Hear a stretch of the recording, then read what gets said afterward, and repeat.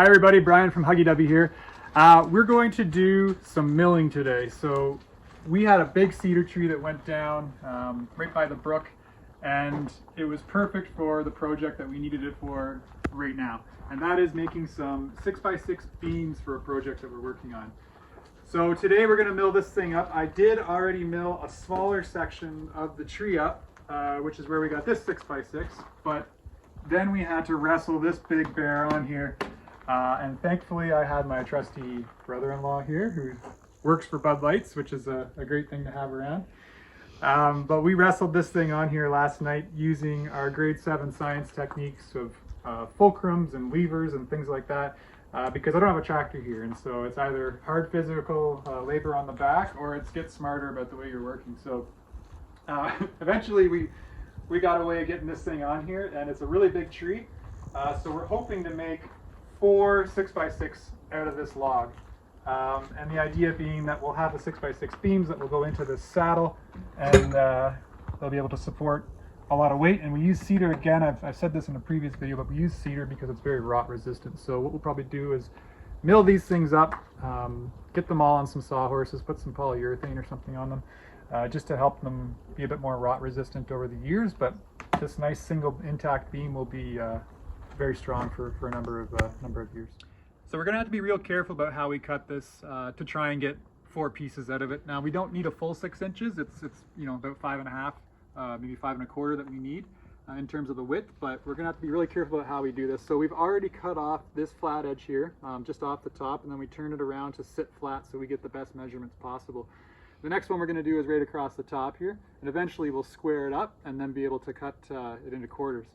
A couple of things we want to do before we run this mill though is make sure that the blade has the right amount of tension, which it does. We're going to turn on the water here. There's a water and soap mixture in here that will drop onto the blade when you're cutting it through, just to keep it lubricated and a little bit cooler. But we'll run that first one through here, and then again we'll square it off, and you can watch some of this process as we go through it. Okay, so before we get started, we just want to check a couple things. 1, the tension is good. We already checked that down there. 2, we're going to lock it in place so it creates less movement, a straighter cut. 3, this crank here is what makes the mill go up and down. So we're going to put it into, lock it into position here in one of these holes, which is right here. And then the last thing we're going to do is we're going to just push it right through and get on the gas here. So we'll do that right now.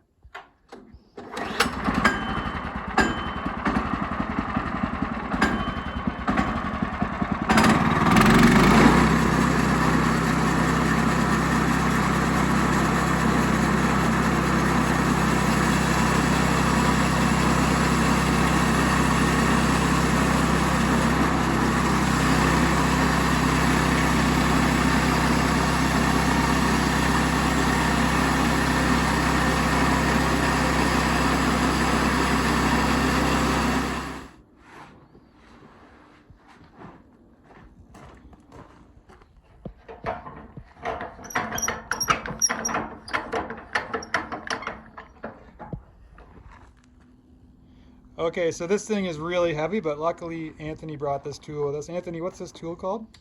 Cant hook. A cant hook. So he's going to be able to maybe possibly muscle this thing all on his own, just using the tool with the leverage of it, as well as the way it can grab the wood. So let's just see how this goes. Look at that.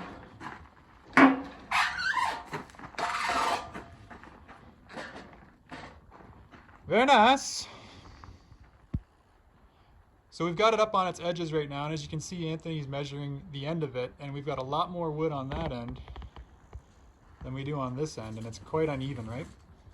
So in order to level that out and to get the most amount of wood as we can out of this log, we're going to shim up this left side, and that way ideally we can cut a little more even going across.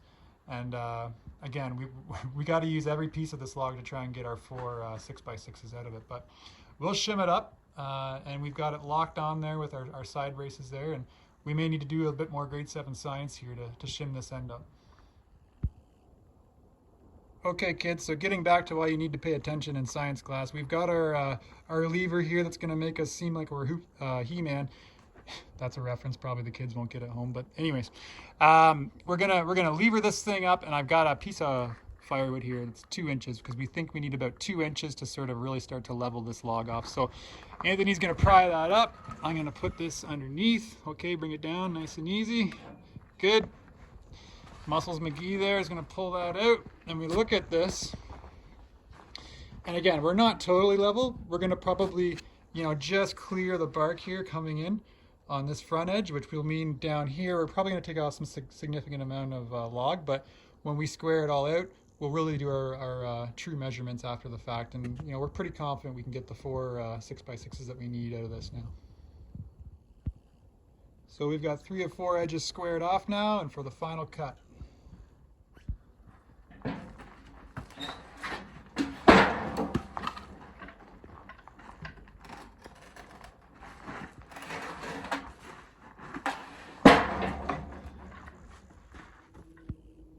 Okay, so we've more or less squared this off, or at least we've left a little bit on the one side, which is going to be the higher side going into the saddles for these beams. Looks real good down this end, but as we move forward, you'll see there's still some bark on the sides, and these are just edges that weren't quite to the extent that we needed them. But as these are beams, we don't necessarily need all of that. We're not really concerned with it, so we're going to start cutting these into the actual 6x6s that we require now. Okay, so we've marked down what we needed here and what our finished piece is that we've already done. 12 feet in length, 5.5 inches in that direction, and 6 1/4 here. So when we come over to here, we're going to still try and make our 4 beams out of this. Anthony's measuring them up here, so we just want to get an idea of where we need to be on here, and then we'll, of course, we'll measure it each time we cut. You know, the old measure twice, cut once cliche. But we just want to get an idea of where we're headed, a bit of a roadmap as we cut these 4, because you know, you make one cut and it's too short, then you're in trouble. So just got to be good to be careful here. Okay, so we've measured. We got our 5 and 5.5 plus a blade width, and then another 5.5 to come right down. Basically, cut this thing in 2, and then we'll flip it over and do our height. So this is basically going to be our width, and then we're going to do our height after. So start her up there, Anthony, and we'll make this. I should back up a bit.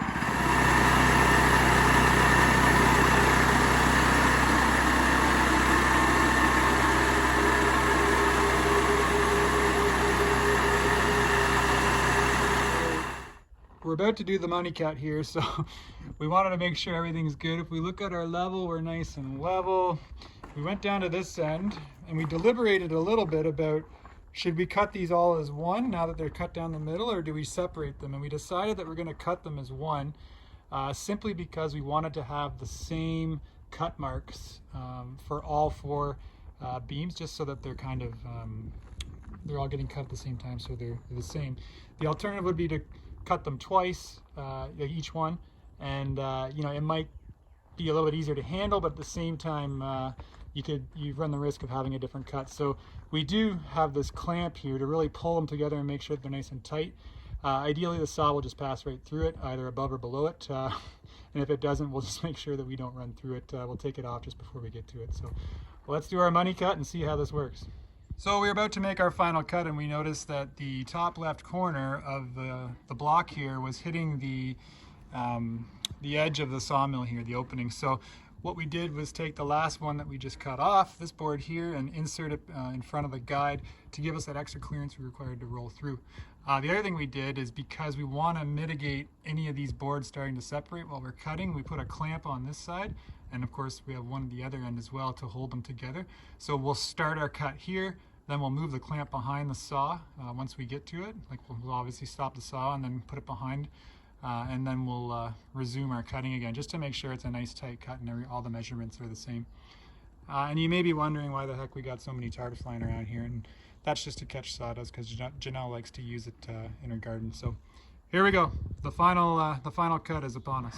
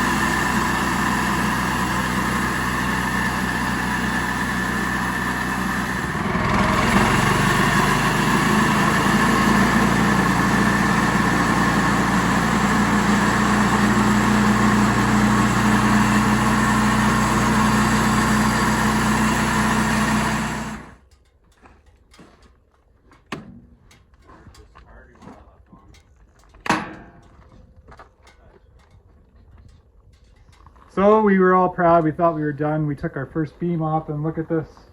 This 6x6 mostly has a bit of rot in the middle of it after we made our cut. So that's the way it goes, I guess. I thought we were nice solid with that tree, but what we can do is we'll get this cedar log into the mix. We can probably get one. We'll get one for sure, maybe two out of that one, and we'll still have enough to do it. So anyways, that's basically it for this job.